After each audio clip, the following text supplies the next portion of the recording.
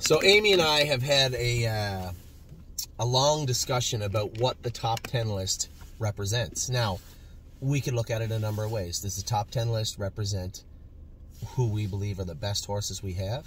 I think it has to be information-based, right? I think we all believe, or either hope, that a horse like Tactical Tactor or Una Madonna are the best horses in our barn, because obviously we paid the most for them. But we all know it doesn't work that way all the time. And I think the easiest way to do it is look at what's taken place and what took place yesterday, and then make a decision. You know, you get a horse like, I don't want to use a horse on your list. Did you even put Tactor on your list? No. Okay. So Amy loves Tactor. Obviously, she takes care of him. But Tactor made a break yesterday. He looked great on Wednesday. And we all know, I believe, you know, you factor in that horse's gait, speed, work ethic. He's going to be one of our best horses. He's just a nice horse. But he's made a break yesterday. And going up to today, I can name 10 horses ahead of him right now. So there has to be, you can't look at it and say, well, it's unfair because he's, you know, he's has this incredible family. We paid all this money for him. I didn't put Madonna on here either. So. Well, she shouldn't be on there yesterday. She trained good when we put the hobbles on her, but even after we put the hobbles on her, she didn't look better than 10 other horses on the track. I think she will now that we have the hobbles on her. But who are our best horses? Who are our best horses right now? And that isn't just yesterday. That could be everything leading up to yesterday, everything encompassing yesterday, but yesterday played a role also. But it can't be, I think it's unfair to say who could be our best horse. This isn't the top 10 could-be list. You guys have, everybody has their could-be lists, right? Everybody that owns a horse wants to believe that their horse is the best horse. But this has to be, as they say, follow the science. Or in this instance, follow the information. So with that, I know I don't have a spiel for every horse, because well, you have to tell people why that horse. You can talk to me if you want, but you have to tell me why the horses are on your list, why you put them in that position, and what you like about them. Some of them are biased because I go with them, and other That's ones perfectly I don't fine. go with. There's nothing wrong with that. Well, number 10, I put Coupe de Ville. Really? You've never gone with her? I've been dropped her. That's impressive. And what do you like about her? I like that she's spicy, but maybe other people don't. I certainly do. I've just seen her training really well the last few times since she changed her shoes and some of her gear. She's nice, really. She's come around a lot.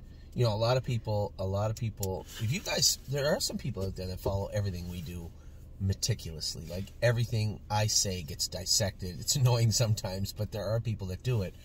And a number of people had asked me at the sale why I wasn't gung-ho about Globetrotting's sister, Coupe de Ville. Why she wasn't in my, top list. Why I didn't talk enough about her. And I did the video at the farm of her, and I told everybody she stands off. So when we say a horse stands off, it's like this. So they're at 10 and 2. That's really their toes are pointed. That's that's standing in, right? That's toed in and toed out. I get that, but when you say off, it could be either one. That's true, it could. So she's toed out. She's at 10 and 2. Now, when horses are conformationally like this, when they leave the ground, check out the direction their foot is heading. It ends up into their knee sometimes. Now, trotters less than pacers, but it's not certainly not a desirable quality. So when I looked at Coupe de Ville, she was at 10 and 2, and I said, oh, she may end up in her knees. And then after we broke her, it was pretty obvious that she could easily end up in her knees. So we moved quite quickly we put racehorse shoes on her. And when I say there's quite a transition sometimes, baby shoes are just meant to be plain Jane. The shoes with the shoeing that we put on Coupe de Ville. Now, for those of you out there that are blacksmiths or horsemen, we had her tipped out 3 corks on the outside. For the winter time, she would have 1, 2, 3, 4 corks, 2 additional corks on the outside, and had her tipped out with a 5/8 shoe on her, which is a pretty standard trotting shoe. So lots of weight, some cork, and tipped out. And I wanted to see, is she going to be able to get away from her knees like this? And she did. Not all the time they will. They'll still pick. But she's not now. She's not touching at all. And since she started trotting cleanly with her shoes like this, she's just been a monster on the track. And I know you'll see her get beat here and there, but I guarantee you, if you just cut her loose and do her work, she can really trot. So I'm surprised, though. I'm glad you put her at 10, because I agree. She wasn't on my top 10 list the other day, I don't think. but easily could be. As Amy said before, there's 20, 25 horses at least right now that could easily make a top 10 list. And Coupe de Ville is definitely one of them. I put Shine at number 9. I just like him, but he didn't necessarily train very well yesterday, but he had a reason. Oh, yeah, what was his reason? Well, he was castrated, and then he flared up a little bit the other day. Oh, that's right, He too, wasn't very comfortable yesterday, but he did his work anyways. I like that. Well, he's supposed to. That's what they're supposed to do. So Sipping on My Shine, I like that colt also. He was very rude for a couple of weeks when we first started getting him going. We castrated him. He wears his hobbles a little tight. You know, I told everybody. A little tight. Well, he does, and he doesn't mind them that way. I'll tell you the horse he reminds me of the most, and I mean they're like twins. Oh, so Pine, yeah. Well, it's important. People understand that. Not too many horses, you know, when you see a horse trot and then immediately think of another horse from years ago, you know, it was immediate when I sat behind Sipping on My Shine, the things he does, the way he does them. Oh, so Pine wore his hobbles very tight also as a 2- and 3-year-old into his 4-year-old season. So this horse really reminds me of Oso Pine, and he's powerful too. And I could have put Columbus there too, by the way, but they're very similar. Very similar. Columbus was actually better than Shine yesterday, but Shine is good. Shine is good. I like Shine. Number 8, I put Connie. Connie. I do go with Connie a lot, so like I said, I'm a little biased. She's a fast filly. But she always goes out there and does her work, and she'll do what you ask her to do, and it doesn't matter how fast we're going, she stays with them. So her consistency, I guess, is what got her on my list. Well, it's very important to be consistent. I think you're right. I think Connie, and as I said, some of these horses aren't on my list, but it doesn't mean that I don't agree with everything you just said. Connie I don't usually go with her because she does everything right. She is even Steven. She does everything right, and she can move quick when you ask her to. I really like Connie. That's not true. I went with her the day she made a break on you, and then I went with her at the line pole and Murphy on the other side the next time, and she was very, very good. So, yes, Connie, very, very nice filly. I think she's going to do us a lot of good in 2022. 7, Smoking Hot Irish Girl. I just really like her as an individual. I like how she moves. She goes with a low head. She looks like a nice filly, and she just does, she does everything right. She's made breaks, but I agree. She's a nice filly, very fast. Johnny loves this filly. Really, really fast filly. She made a break yesterday, and I don't know whether she started that cascade of events that took place where about 8 of them, it seemed like everybody on the track run at that one moment. Yeah. I don't know if she started it or whether she was a part of it. I can't remember now, but she'll roll off from time to time. But I think, again, she's got that big, rangy gait, and that track is very hard for people to understand how slippery it was yesterday. And, you know, I had somebody say, why don't they just do it right? Do it right. It's icy. It's Canada. Yeah. It was +3 and raining on Wednesday and -15 and snowing on Thursday. You do it right. Yeah. There's no doing it right. That's the best they could do. Yeah. And actually, quite frankly, that track was awesome on Saturday, but admittedly, underneath that little bit of snow was a little bit of ice. I think they're like a lot of horses got shod horses yesterday that were shot, after they trained, so that's not fair either. That's important too. You see, like a horse like Landing Pad, I can feel him slipping, and there's like ice chips coming back at me, like he's doing his best. You hear him slip. Well, that was like that horse I went with for the first time. Who was that? You run in that turn, the big. Oh, Spitfire Overseas. I was getting pelted with snow. And at that point too, the horses had chopped through the layer of snow on top. Now it was more powdery, and they were really punching through to the ice. And some of them really struggled. And you guys have to understand, for winter shoes, you have a horseshoe, and then on top you have these sharp corks. They're little spikes, 4 of them. What's the name of that chocolate they used to make? Rosettes. Remember? Yeah. That's, if you guys remember what rosettes were, I don't know if you had them in the States or not, but the chocolate used to get in the box, like Glossette raisins, they were called rosettes. They almost look exactly like a cork. So you had these corks on the shoes, they're welded on the shoes, but after walking on the concrete, jogging on the track, after 2, 3, 4 weeks, they're dull, right? Yeah. They don't grip the same. So the horses, there was no, it's not a shock. Got shod after they trained. It's not a shock that a lot of the horses that were shod prior to Saturday look great on Saturday. I can tell you it definitely played a major role. So you're 100% right. Who was that? 7? 6. I put High Enterprise. She was in a little cheap yesterday. So well, it wasn't that she was in cheap, but she was in where she should do good. I had put her in tough. As the race secretary, it's my job to put the horses in where they belong. And once in a while, you'll see horses like last year. We had 3 Point Blue Chip down in the slower sets for the entire spring because that's where he belonged. And High Enterprise was getting a little cranky going with faster horses, and I went with her on Wednesday, and she did something that we rarely have 2-year-olds happen, and that's pop a quarter crack. You don't usually see babies pop quarter cracks. It's very rare. For us, anyway. I can't speak to everybody. This surface, this track, our training them, I rarely can remember seeing a baby pop a quarter crack, and she did. On Wednesday, and it was bleeding. They come in and put a bar shoe on her, so she had a bar shoe on right hind and a normal shoe on left hind. Who knows how she's going to do? And yeah, she might have been in a little softer, but we went in 233. Yeah. So it wasn't like it was super soft. The way she did it though was good. I like to see. Amy was saying to me that she really didn't finish off her meal, so to speak. When she got to the front at the head of the lane, or she came to a position where she had to attack, she stalled sometimes, and I didn't like that. You didn't see that yesterday. She drove by them and drove away. That's what I want to see. I love High Enterprise. She's one of my favorite horses. She was one of my top picks last year, my very top pick in Ohio, and I was super happy to see her do. And by the way, come off the track yesterday, and that shoe had shifted a little bit, and her quarter crack was bleeding. So not only did she look good, but she did it under circumstances where she could have actually made a break. Sure. So that is even more important in my mind. 5... I almost left her off because she's been not very good the last 2 times, but Cutie Cumber, overall, I really like her. But you got her on the list now, I see. It's 2 breaks in a row.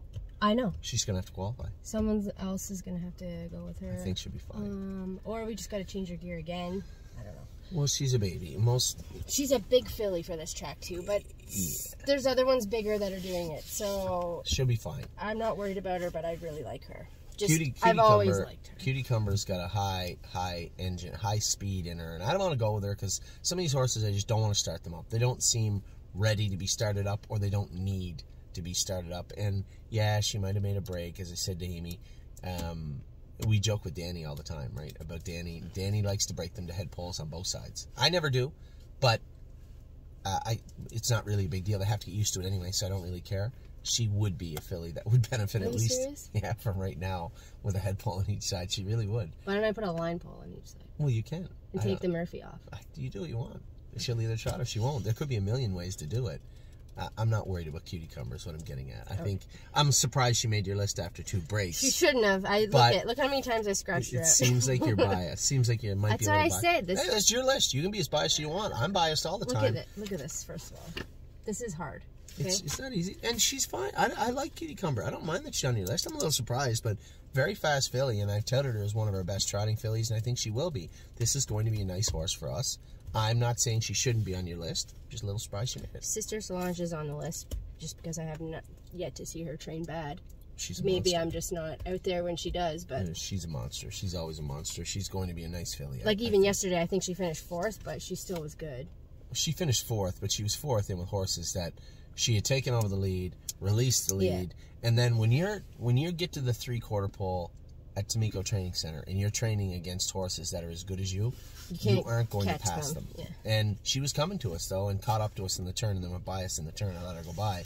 But this is a filly that if you were going to say to me, okay, you have to pick one horse to hitch your wagon to, there's a lot of them in the barn, but I can assure you top 3, top 4 is Sister Solange. I love this filly. I love everything about her. Like Amy said, she never, ever trains bad. 3, Horn Player. I told you. I've been saying it all along. I know. Yeah, Amy put in for a transfer about 3 weeks ago. She said very mad. She's stubborn, rude, doesn't want to trot, and there's too many horses in my barn. Why don't you give somebody else Horn Player? I said, just relax. Horn Player's coming. We changed her shoes, tinkered with her gear. She's very, very meticulous. You know, if her gear and her head and her shoeing just wasn't right, she'd run. Well, I can't believe she trotted with open toes on that yesterday. She's locked in now. Yeah. It'll be a while before you see her. Behind. Yeah, it'll be a while before you. That's the thing. So she's got this long, beautiful gait, but when she folds up, she is prone to almost touch herself. And when she did touch herself before, she'd get anxious and make a break. So I had said, we're going to put open-toed shoes on her up front. It's Captain Michael Dio. Oh. He was just castrated. We're going to put open-toed shoes on her up front and put ag bars on her behind. Now, it's funny. I love talking to blacksmiths because all the blacksmiths will talk about shoeing in different ways. This slows them down. This draws them in. This draws them out. At the end of the day, no one knows. I don't care who you are out there. No one knows until they see the horse go with them. And this particular horse shod this particular way is fantastic. And she is so good right now. I trained her here, moved her 4 times in the last drone set, and she beat them handily.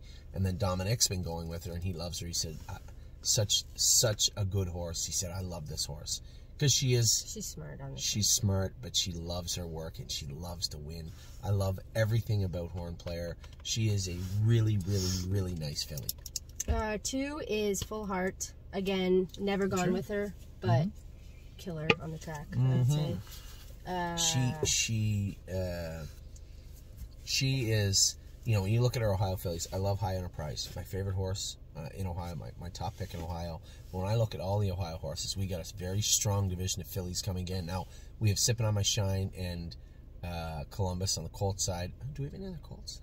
Well, I'm sure we do, but none that are yeah, big. Hill Street Blues. Oh, yeah, Jesus, yeah. He's got to come forward, too. He's going to be on my list for the next couple of weeks. And What a Mission? What a Mission, too, yeah. He's a nice little horse. When I look at the horses that are really coming forward, Sippin' on My Shine and Columbus, I think, are our best 2 right now. Hill Street Blues is built to be our best, but he isn't there yet. But the filly division is stacked. And looking at the division, as much as I love High Enterprise, I don't think she wants any part of Full Heart. No, absolutely Full Heart right now. I don't think High Enterprise wants any part of Horn Player either. But well, again, yeah, she's New Jersey Horn Player. When I look at divisionally speaking, Full Heart is our best horse right now in Ohio. The High Enterprise and a number of the other fillies knocking on the door, but Full Heart races against our best colts, races against our best division. This is a nice filly. We've never had, what's his father's name? Full Count? We've never had a Full Count before. This is our first one. And, man, this is a very, very good filly. So, yeah, again, a little surprised she's on number 2, but not really when I think about it. Well, I didn't even put Leaps and Bounds on here. She was really good. She should have went on there. I know. Cutie Cumber had a Leaps and Bounds. Leaps and Bounds. Well, that's That's your list. Cutie, You do what you want. Leaps scratched out because Hey, it's fine. That's your list. You do what you everyone ran yesterday. It's your list. You do what you want. Number 2, Full Heart, and number 1. Enzo, if you didn't have Enzo at number 1, I would have thrown you in the car. I don't think he would have published my list if I didn't put this horse at number 1. Anybody that does a top 10 list right now, anyone, whether it's working for us, training for us, taking care of us, or watching videos, anybody that doesn't know that colt is the best colt we have right now. Now, keep in mind, every year we have the best colt, the best horse. And I stop short. Every year I find myself, that voice in my head saying, this is the best horse you've ever trained. I'm going to date this. But I don't want to be that guy. I don't want to be the guy that says, oh, this is the best horse we ever had. I don't know if he is, but he is such a nice horse. When I think back of all the best horses we've had, they all had something that I didn't like about them. Right? Lawmaker seemed like a little bit of a coward sometimes when he trained down. Although he didn't end up being. He ended up being a good horse. I felt he was that way when we started training him down. Does he have a camera? I don't know why he does. I'm going to go jog. Cruising in Style was hot his whole life. White Tiger was a lunatic when he was young. Everybody that we had that were very good horses had faults, right? Even 3 Point Blue Chip. He had to cover him up. He was cowardly training sometimes. Now, they all worked their way out of it and ended up being that horse. But they all had faults. I don't see one with this horse. It's just not present. And he's not as big as Merchant Man or Full Heart or any of those other horses. Actually, Merchant Man's not even on our list. He's not as big as some of those horses. But he's going to be a perfectly medium-sized trotter. I just love everything about him. So anybody that doesn't have him on the top of their list is not watching carefully. So with that, that's Amy. She might have exited early. We're at the barn. It is Sunday. We got to jog White Tiger for tomorrow. We have some horses that were castrated, and if they're filled up underneath, we have to go out and jog them a little bit, loosen them up. We have some penicillin to give to those horses that were castrated. And then, of course, for tonight, we have James's O'Brien Award party at his house. For me, I got to duck out just a hair early. I got to go drive my Jazz. But for my brother, obviously, He's 1-9, so he should be the O'Brien Award winner of 2021, and he's earned it. He deserves it. He's had a great year. We've had a great year, and I can't wait for the summer of 2022. But to get there, you have to get there fast days like yesterday. Great day. Very happy. I will talk to all of you very, very soon.